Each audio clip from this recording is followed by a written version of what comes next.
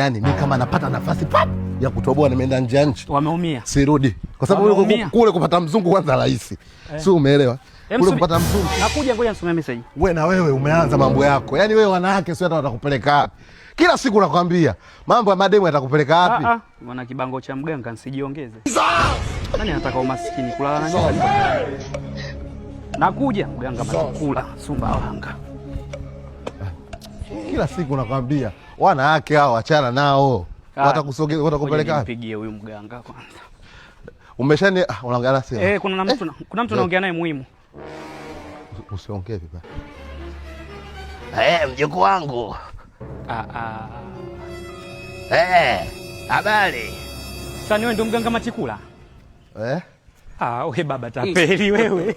Nimechukua namba ya mganga pale kumbe wewe. Wewe nawe uulize.